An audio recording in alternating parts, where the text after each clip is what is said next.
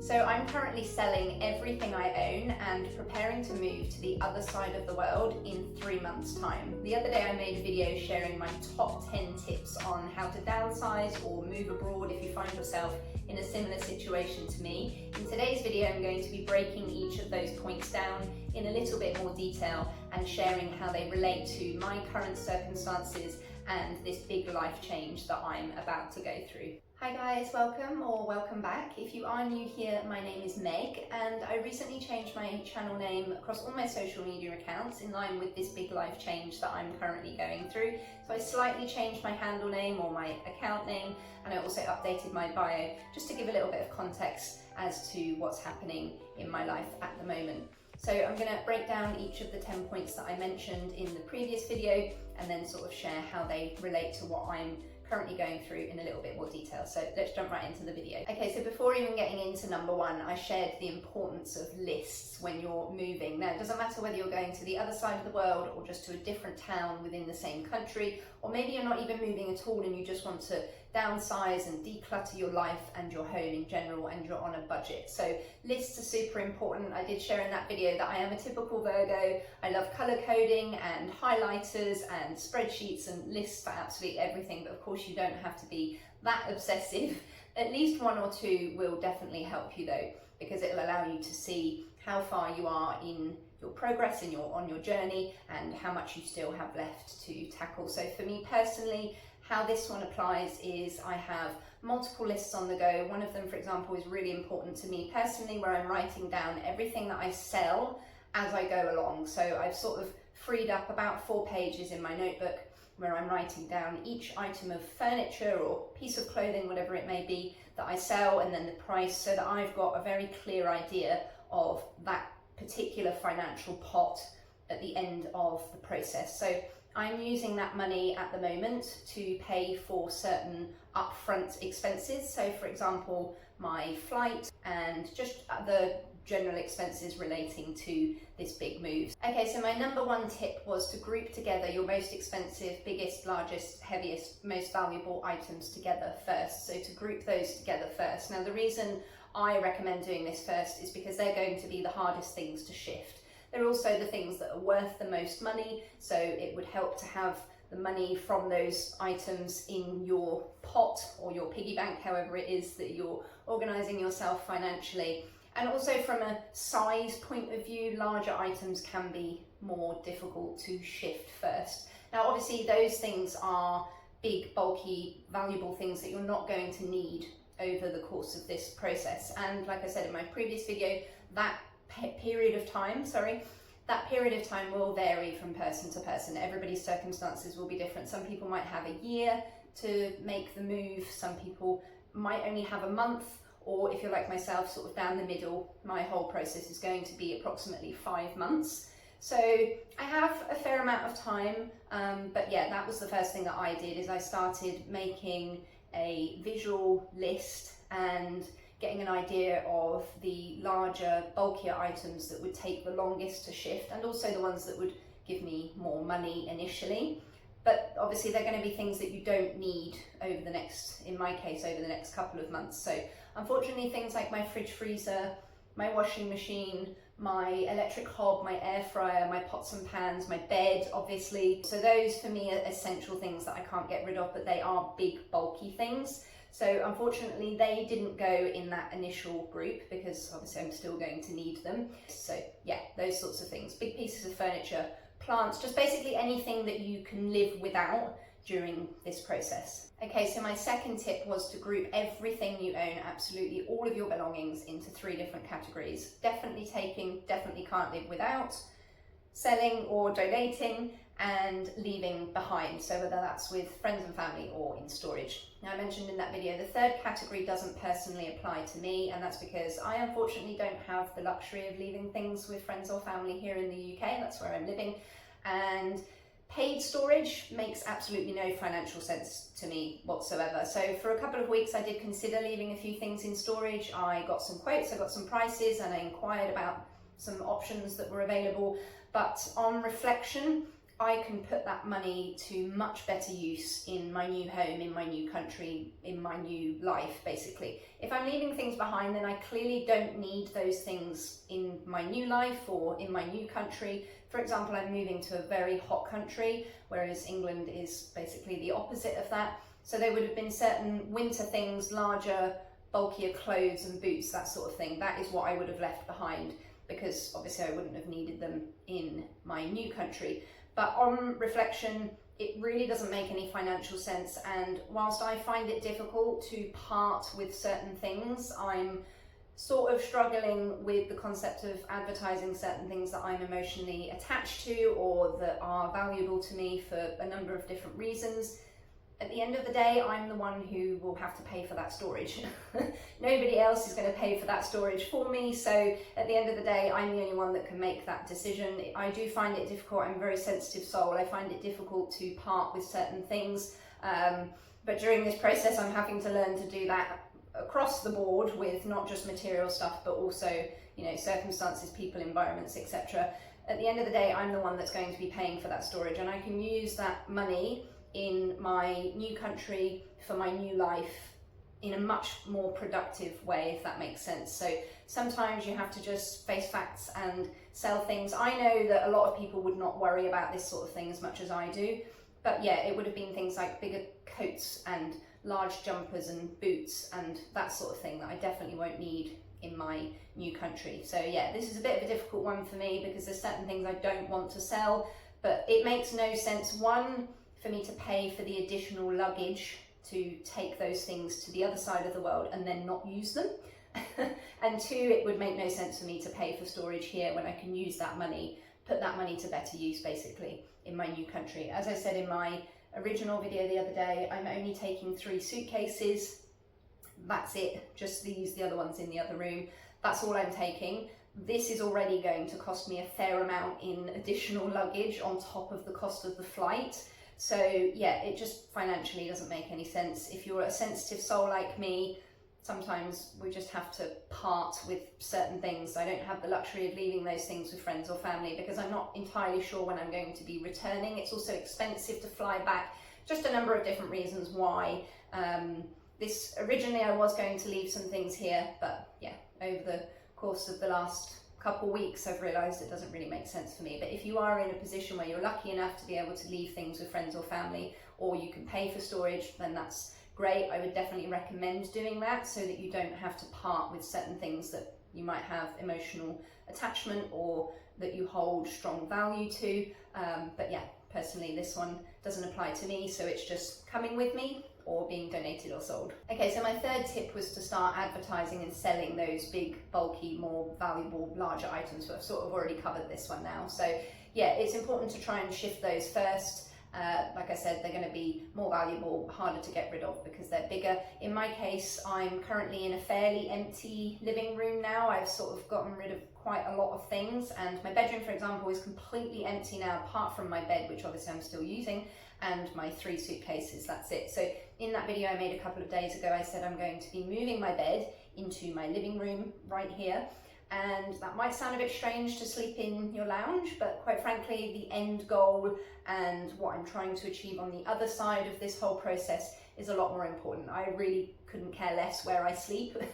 Really isn't something that bothers me. So it'll be much easier for me to bring the bed into here, and then that room then will be completely empty. That's it, and that's it. I can almost shut the door hypothetically, and that room is done, and then I can move on to all the other rooms that I have to tackle, which I will address in another point. But yeah, so start to advertise and sell all the bigger, bulkier, larger, heavier, more valuable items. I've already started doing that, and then as I go along, there's sort of a chronological order, obviously, of the things that I still need that are essential for survival over the last couple of months. But yeah, that one's really important, to try and shift those big things first. Okay, so my 4th tip was don't undervalue your belongings too soon in the process. And I shared this one because I'm guilty of this. This is a mistake that I've already made. I don't know whether we should call it a mistake, but yes, for example, my chest of drawers, I think I mentioned that at the start of the video. I took all of the clothes out Within 24 hours of coming back from my recent Southeast Asia trip, which there are plenty of reels and content about all over my socials if you want to go and check that out, I had already advertised the chest of drawers, taken all the clothes out,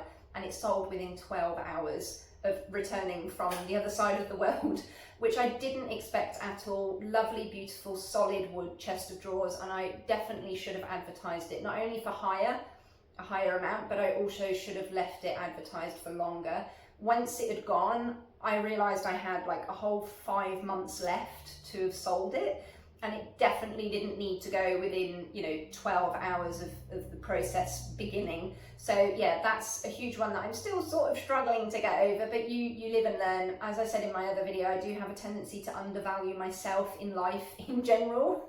So I can definitely see how that's also playing out in the way that I'm advertising things. I'm a people pleaser. I don't like disappointing people. I don't like saying no to people. So when people offer me a price on something that's a lot lower than what I've advertised it for, I've had a tendency over the last couple of weeks to say yes. And again, this is relevant to my sort of personal life as well. So I'm trying to stand firm and sort of stand my ground a little bit more with that in general, as well as when it comes to selling things. So I'm sort of declining offers if I feel like I have enough time left to shift them. There's also a risk with that. You do have to find a happy medium. So there's a fine line between how much do I want to hold on to this and worry about it towards the end of the process and then be really stressed trying to get rid of it, versus how much do I just want to shift it, not responsible for it anymore, don't have to think about it anymore, just one more thing off the list that I don't have to worry about. So there's definitely a fine line. I think I'm finding that happy medium at the moment. Now I've become a little bit more firm in my decisions and I'm standing my ground a little bit better. But yes, towards the end of this year, which is only like, oh my gosh, 3 weeks away, I'm going to start having to look at the prices of things a little bit differently, but we'll get onto that in the next point. So yeah, don't undervalue your belongings too soon in the process, but also don't leave it right until the last minute and be really stubborn and then find that actually you're going to have to end up giving all that stuff away for free anyway. So yeah, that was tip number 4, don't undervalue your belongings too soon in the process. Okay, so my 5th tip was to start packing the definitely taking pile of things. So in my case, I'm only taking 3 suitcases, the other one's in the other room.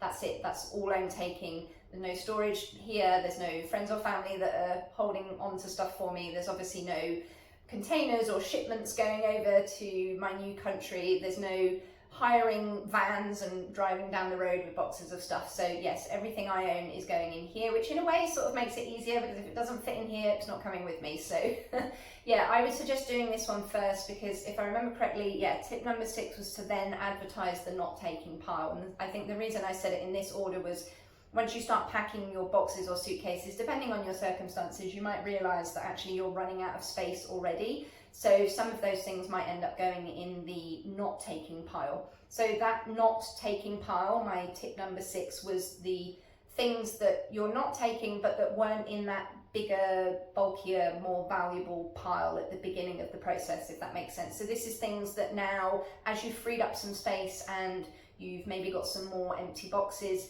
you can start emptying those, say for example, bits of furniture, and then start to sell those things as well. But maybe at the beginning of the process you still need it because you didn't have enough space or boxes to put things in. So for me personally, the emphasis in this process, or one of my main priorities, which I don't think is a priority for a lot of people, particularly not during such a stressful time, but that is to not waste. So I'm trying not to waste as much as I possibly can. So, and I mean every little piece of paper that I find, anything that can be recycled, I'm basically doing my absolute best to recycle it. If it can't be recycled in my curbside, I think some people might call it, or home recycling, then I literally walk to my local recycling centre, which is a 45-minute walk and then a 45-minute walk back, carrying things to get them recycled at the local recycling centre because I can't recycle them at home. Towards the end of this process, I'm sort of halfway at the middle point of my process at the moment. I say process a lot, but you know, the period of time that you have from when you decided you were leaving to when you're actually leaving is what I'm referring to. So yeah, I'm sort of halfway almost in that period of time at the moment. So I'm going to have to start, I think bumping that down as a priority. I think a lot of people wouldn't worry about this. I think people might think, you know, I've got lots to do, this is very stressful, I've got lots to get rid of. Recycling is not a priority, but it's something I'm passionate about. It was sort of the foundation of what I started this channel on in the first place. So even things like plastic bags and just anything that's recyclable, anything that can be recycled that I don't currently need, anything that I can reuse, repurpose for something else, whether I can use the plastic bags to take clothes to the charity shop in, for example, as long as it's going to some use and it's not just directly going into the bin, because directly going into my general waste bin is my last resort. So that, I imagine, is going to happen towards the end of the process, and I'll just have to get over that because I've made a lot of effort, you know, up to that point to not be wasteful. So yeah, for me in particular, this is a huge priority, not wasting, trying to recycle everything I can, also using everything up that I already have. So if you followed me for a while, then you may know that I had a lot of sort of lentils, pulses, that sort of thing in glass jars. My kitchen pantry was all sort of laid out, where I'd also buy things in bulk as well. So I'm also having to consider those things, like working through all of the bulk food that I've got. So gradually getting rid of all of that. Each jar of, let's say, lentils, for example, as I use them up, I'm then recycling the glass jar. Whereas before I was obviously refilling the jars and storing everything in glass jars. So even small details like that for me personally, obviously this might not apply to you. So now I'm just like a normal person where I've just got my rice and my pasta in the original plastic bag that it came in from the supermarket. So yeah, even things like that I'm having to consider, because I really don't want anything to go to waste. Everything that I can possibly donate as well that isn't worth selling, that isn't worth me making money from, I'm also doing my absolute best to donate everything as well. I definitely worry about far too much. That's, again, story of my life. I worry about a ridiculous amount of things that most people don't worry about.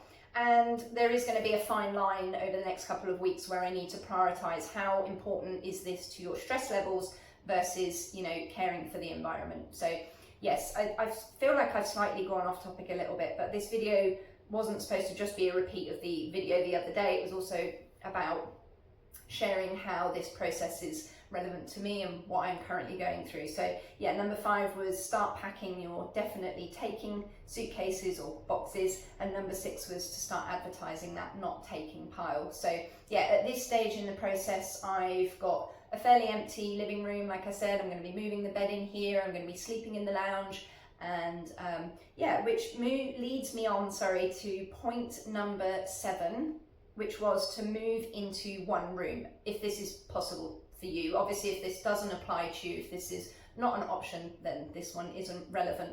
But in my case, I'm lucky enough to have a fairly decent sized bedroom and a decent sized lounge. I'm lucky to have that. So I've not had it before, I'll be honest. When I've lived on my own in the past, I've not had this much space. So yeah, I am fortunate that I can move the bed into the lounge and sort of live in a studio in a way, because this is all open plan. If you've seen previous flat tour, apartment tour videos that I've done, you'll know that it's all open plan basically. So my kitchen is just literally right there. So it will be like living in a studio, which is great practice for me because that's how I'm going to be living in my new country. So like I said earlier, it really does not bother me whatsoever sleeping in the lounge. It makes no difference whatsoever.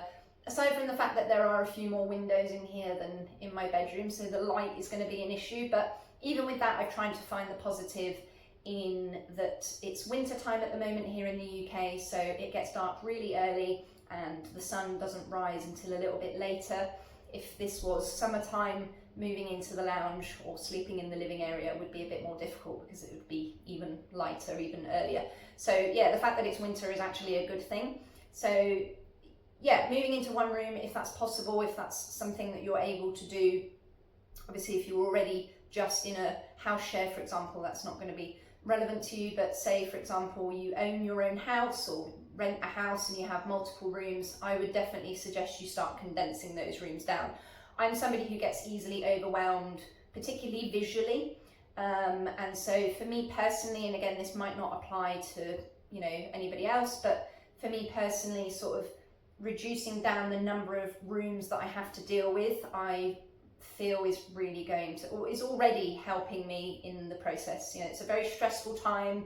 You have to basically unearth, for want of a better word, everything that you own, and almost take everything out of every drawer, every nook and cranny, every shelf, everywhere, and then see it all laid out there and like, oh my God, have I accumulated all this stuff? I mean, I considered myself a minimalist before this process. I think a lot of people would class me as a minimalist. I live with not much furniture and I live quite a simple life, and even I am overwhelmed by the amount of stuff that I've got.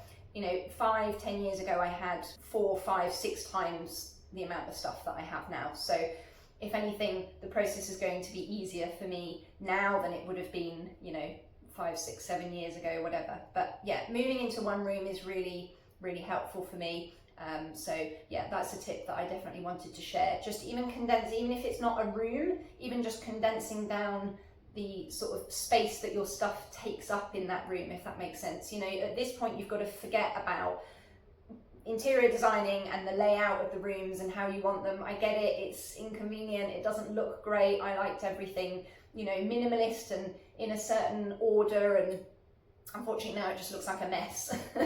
Now my flat is actually a lot more cluttered because obviously I've gotten rid of most of my furniture, and it's not ideal, it's a bit inconvenient, but you know, you can definitely survive. It's really interesting, I'm finding how easy it is actually to survive with the bare essentials. I think we really take it for granted. I've always been very frugal and quite a minimalist anyway. The way I was brought up is definitely a reflection of that. I didn't have a lot growing up.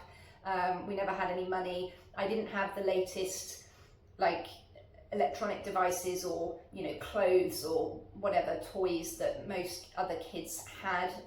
I didn't even have a TV growing up, which is a habit that I've maintained throughout my adult life. So again, like that, for example, I don't have a TV that I need to get rid of, which would also often mean a great big bulky TV unit as well to get rid of, like, you know, however it is you have your TV set up. So for example, for me, that's never been an issue because I've never had a TV, which I know might sound strange to some people, but honestly I've survived perfectly fine with just a laptop. I live on my own now anyway, so there's absolutely no need for it anyway. But yeah, I think just sort of condensing things down into one room and living like a bit of a student and almost replicating a studio environment is actually quite fun. So yeah, I feel like I've gone off on a little bit of a tangent as per usual, so I do apologise. But yeah, point number 7 was moving down to one room. So yeah, that's what I'm currently doing. Over the next couple of weeks I will end up basically living in my lounge or my living room. Okay, so tip number 8 was to start putting things in boxes and selling those pieces of furniture. I've already covered that, so I'm not going to go over all of that again because I'm a bit worried this video is going to be longer than I would have liked.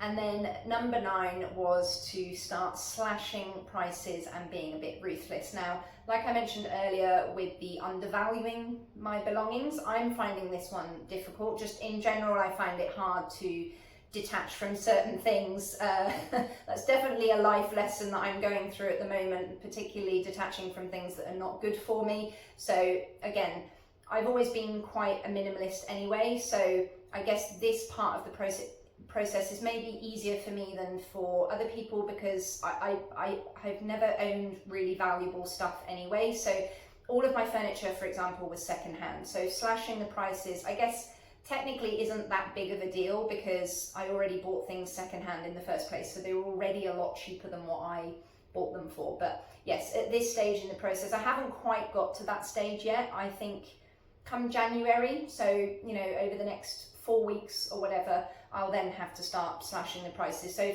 for example, in my case, things that are currently advertised for like £1 or £2 on Facebook Marketplace, which might seem a bit pointless, but I have actually sold a couple things already for just like £1 or £2. People have turned up and, you know, just given me a pound coin for basic things, and it might not seem like a lot, but you know, it's enough to buy some fruit or vegetables or whatever. That's how I'm personally looking at it. I'm really on a budget, so as I mentioned earlier, I'm really trying to save as much money as I can during this process, which will lead me on to the final point.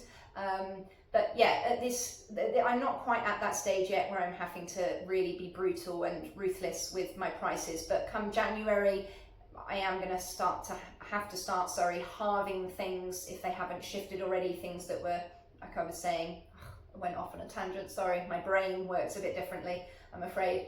The things that are advertised for like £1 or £2, I'm basically just going to give those away for free. So if they don't go for free on Facebook Marketplace, then I will move them on to charity shops and just donate them. So yeah, at this stage, I'm finding it a little bit difficult because, well, one, I'm sort of going to lose a bit of money that I'd hoped to gain from those things. But also, I just don't like the concept of things going away too cheaply if they were valuable to you to begin with. Not necessarily in a financial way, but maybe also in an emotional way. But yeah, I've sort of already covered that already. So yeah, at this stage, over the next couple of weeks, I'm going to have to start slashing prices and being a little bit more ruthless with the things that I am selling. And then my final tip number 10, was don't buy anything else. So for me personally, I mentioned in the previous video that all I've purchased is these suitcases. As I said, the other one's in the other room. So just these 3 suitcases. I got them in a Black Friday deal. I thought I'll grab that opportunity whilst it's available. They're really good suitcases, I must admit. They're lightweight enough. I mean, obviously I'd like them to be lighter because I'm already noticing how much weight I'm accruing in this process, if that makes sense. So my extra luggage or baggage allowance is going to be way over. In fact, I expect it to be more than the actual cost of the flight, which is a little bit terrifying. But anyway, so this is the only purchase I've made. I think there's maybe 1 or 2 other things that I will have to buy before I leave, but that's it. Other than my groceries, obviously my rent, my average utility bills, etc., that all still remains the same, of course. But yeah, there are a few outfits that I'd really like to buy to take with me that would be appropriate for the country that I'm moving to. But yeah, I'm really having to be like not going out, no pubs, clubs, bars. I mean, I hardly ever went to them anyway, but no restaurants, no eating out, no takeaways, no alcohol, no nothing, like literally nothing. I'm just living on the basics. And obviously I don't expect everybody else to want to do that. But for me personally, I'm doing this on my own. It's quite big, it's quite scary. I have lived abroad before, so this isn't my first rodeo, as they say. But doing it in your 30s is a bit different to when you were in your 20s. And a lot has happened in my life since then, which has very much shaken my confidence, to put it mildly. So yeah, it's a big stressful time, and adding to my stress by spending money that could be put to good use would just not be helpful. So yeah, I'm basically just, as I mentioned earlier, working my way through the bulk food, for example, that I had in my kitchen pantry. I'm working through that gradually. It's almost like free food in effect, because you already know that you're moving, and it's sort of jars of pulses and legumes and things that have been sat there for ages. So it's almost like free food that I'm just using up as I go along. Like I said, no pubs, clubs, bars, restaurants, takeaways, alcohol, nothing. I haven't spent a single penny on any of those things for months now. And I must admit, there is an element to it that's slightly unhealthy, in the sense that I've kind of isolated myself quite a lot. I mean, I've isolated myself a lot over the past couple of years anyway, due to the personal circumstances that I was in at the time, which thankfully I'm no longer in. So I'm going to start hopefully coming out of my shell and rebuilding myself a bit more. But yeah, I guess there's an element of unhealthiness to it, in the sense that all I'm doing really is walking to the supermarket. I'm at home packing, advertising things, writing lists, getting prepared mentally and physically for the process. And that's pretty much it. So another thing I wanted to mention that's relevant to this video is the clothes that I'm getting rid of. Most of my clothes were large winter, like cold weather clothes. So all of those have got to go. Most of them have gone now. But obviously it's still winter here in the UK, so I've allocated literally just 2 outfits, so a couple of old jumpers, some fleece-lined leggings, 1 pair of welly boots, rubber boots, and a coat and a jacket, and that's literally it. I'm wearing the same thing every day, wash it, rotate it, wear it again for the next 3 months, literally. But because I'm not going out, I'm not going to bars, pubs, restaurants, you know, whatever, any of those things. I mean, I rarely went to those anyway, but because I'm only walking to the supermarket, occasionally I might have to go into town. I prefer to avoid it if I can. I hate going into the city centre. It's not a great place. Well, personally I don't like it, but yeah, unless I really have to, I'm basically staying at home and really focusing on this process, which on one hand might sound unhealthy because I'm not really socialising, but that will change when I get to my new home or my new country. That will definitely change. My social life needs to go back to what it was before, sort of 6-7 years ago, when I was a lot more sociable and had more spark in me, if that makes sense. The last couple of years have really damaged that spark. So yeah, that's going to change. I'm not overly focused at the moment about or concerned about the fact that I'm quite isolated, because it's just the current circumstances that I'm in. But yeah, going back to not spending any money, on one hand it does mean that I'm quite isolated, I'm not socialising, I'm basically just walking to the supermarket and back, which is an hour's walk, which again is free, so that's, you know, pretty cool. I'm wearing the same outfit in rotation for the next 3 months.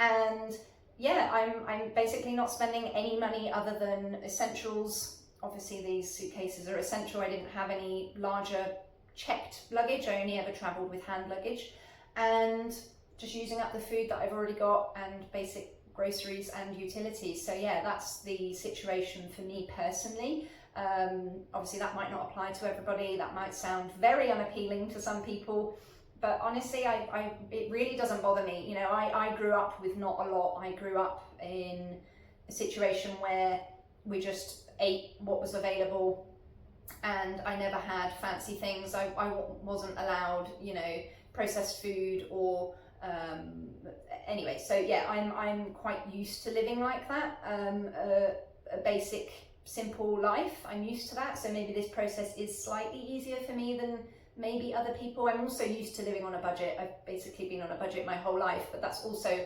allowed me to travel at certain times in my life where I've, you know, taken on extra shifts and done work that other people didn't want to do in order to save money to go traveling, because it's really important to me. So yes, this last final tip about not spending money is really important. Every pound, literally every pound, even penny that I can put towards the final pot to start gradually paying off the upfront expenses, which are quite hefty, I must say. Every penny or pound that I save is worth it in the long run for the end goal. Now, as far as I'm concerned, this sort of 5-month period is not the time to be, you know, wanting luxuries or going out to eat or going out to drink or any of those sorts of things. For me personally, that's the total opposite of what I want to be doing. I'm also going through a process of healing from a lot of trauma in the last couple of years. So I think it's really good for me to just be focused on this, and I feel a sense of purpose, and it's also bringing out those really good organisational skills in me that have, you know, sort of gone to waste. And yeah, so I don't mind living on a budget. I don't mind, you know, living on basic food, as long as I'm eating well. I'm eating the same as I've always eaten, you know, that hasn't changed.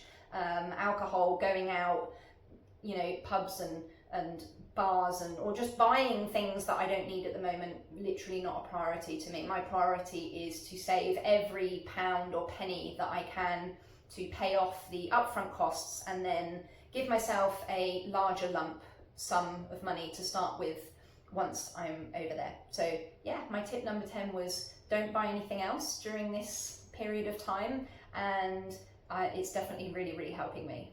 Okay, so that's it, and my bonus tip was to breathe. Again, this was a kind of self-talk one, self-talk or self-taught, no, still learning to breathe, to just take a breath and, well, in my case, sit on the floor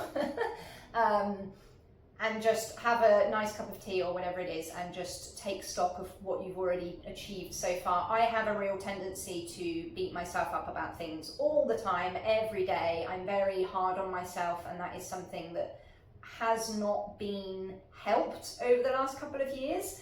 That's definitely something that has been made worse, unfortunately, but now I'm away from that, and I can start to rebuild my confidence and really take stock of how well I'm doing in this process. Like, it's a really stressful time, and I feel like I've done quite well so far. I've got a lot of other things going on behind the scenes. Like I say, my personal life, things that I've just been through over the last couple of years, that's going to take a lot of healing.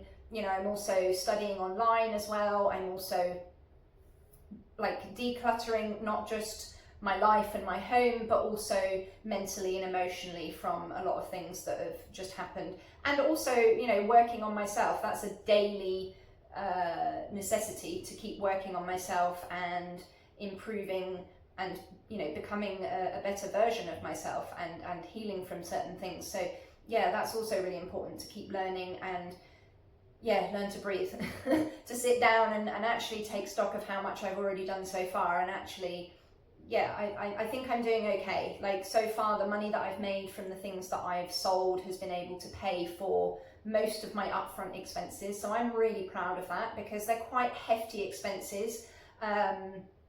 Also, in the next couple of weeks, I'm going to be applying for the actual visa. Unfortunately, the visa that I'm applying for, you can't apply for it earlier than 3 months in advance. So because I'm leaving mid-March, I can't apply for it until mid-December, which is only 2 weeks away. So I'm really, really excited about that. So the wait for being able to apply is already quite agonizing. And then there'll be the wait for the actual visa approval. Fingers crossed. Please cross your fingers and thumbs for me as well. So yeah, that is a major thing that's happening this month. So then I'll sort of be halfway in the process then, I would say, roughly. So the cost of that visa, I've sold enough to be able to pay for the visa. There's also a financial proof requirement as part of the visa that I'm applying for. So those savings have to stay there in place. They can't be touched anyway. So yeah, I think I'm doing okay. I'm sort of, everything that I'm selling, I'm using towards the process. Nothing is being wasted. I'm not, you know, flitting the money away on pointless things, basically, that I don't need. I'm quite focused, and I think this is good for me after what I've just been through and what I've just come away from in my personal life. I think this is good for me to try and sort of rebuild some confidence. So yeah, the visa application is in 2 weeks. In fact, I think it's 2 weeks today. Oh my God, that's so exciting. But then there's the agonizing wait of it being approved. And also I'm applying just before the Christmas period. I'm not sure that, well, anyway, that's just how it happens. There's a reason I'm leaving in March, but I will be talking about my visa and my leaving date and things a bit closer to that time in another video. So yeah, my bonus tip was to breathe. Definitely something I am learning myself, and very important if you're also going through a similar stressful big life change as well. So that's the end of the video. I do hope you found it interesting, but I also do appreciate that it's quite different from the content that I've usually filmed on my channel previously, but sometimes our lives need to take a different trajectory, and I'm grateful to all of you, particularly those of you who are already subscribed. I hope you're happy to just tag along on the journey, even though my path has slightly changed. And I also wanted to mention, I recently discovered websites such as Buy Me a Coffee. I'm very old school, clearly a little bit late to the party. Wasn't aware that those sorts of websites existed. I really wish I had. I'm a bit gutted, like a couple of years ago.